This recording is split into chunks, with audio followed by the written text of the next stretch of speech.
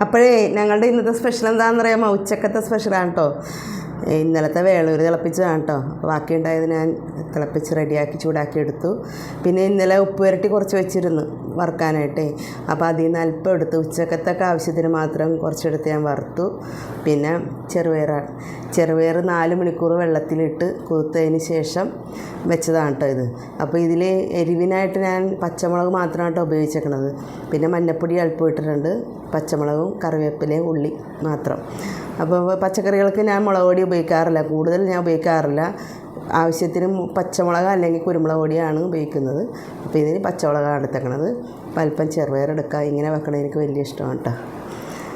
വെള്ളത്തിൽ കൂത്തപ്പോൾ നല്ല സൂപ്പറായിട്ട് റെഡി ആയിട്ടുണ്ട്. നല്ല വീർപ്പ് വന്നിട്ടുണ്ട് കേട്ടോ. ചെറുപയറൊക്കെ വൻപയറും ചെറുപയറൊക്കെ ഇങ്ങനെ റെഡിയാക്കണം. ഒരു 4 മണിക്കൂറെങ്കിലും വെള്ളത്തിൽ കൂത്തിട്ട് റെഡിയാക്കണം. അപ്പോൾ ചെറുപയറെടുത്തു. പിന്നെ വറുത്തത് അധികം കഴിക്കാറില്ല, എന്നാലും 2 കഷ്ണം എടുക്കാം. പിന്നെ തിളപ്പിച്ചതാട്ടോ. തിളപ്പിച്ചത് പാത്രത്തിൻ്റെ അരിയിൽ തന്നെ ഇന്ന് കൂട്ടാൻ പോണത്. അതും അല്പം എടുക്കുന്നുള്ളൂ, 2-3 കഷ്ണം എടുക്കുന്നുള്ളൂ.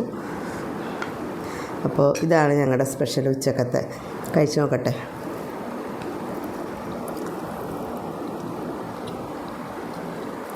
ഈ ചെറുപയറിട്ട് ഇങ്ങനെ അങ്ങോട്ട് കുഴച്ചടിക്കുമ്പോഴാണ് ടേസ്റ്റ്.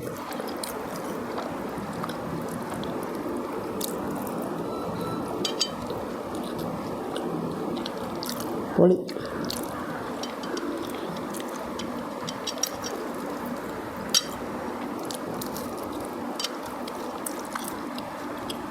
വേളൂര് വറുത്തത് എല്ലും തിന്നാൻ മുള്ളും തിന്നാട്ടോ. സൂപ്പറാട്ടോ. നന്നായിട്ട് കുരുമുളക് പൊടിയൊക്കെ ഇട്ടാണ് റെഡിയാക്കിയത്. തിളപ്പിച്ച കറി ഇന്നലെ ഞാൻ കൂട്ടിയതാണ്.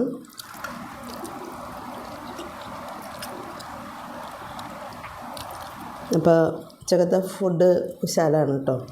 ഇതൊക്കെയാണ് ഞങ്ങളുടെ സ്പെഷ്യലി. ചെറുപയർ, മീൻ, വേളൂര് വറുത്തത്, വേളൂര് തിളപ്പിച്ചത്. അപ്പോൾ നിങ്ങളെല്ലാവരും കഴിച്ചോ? എല്ലാവരും കഴിച്ചോട്ടെ.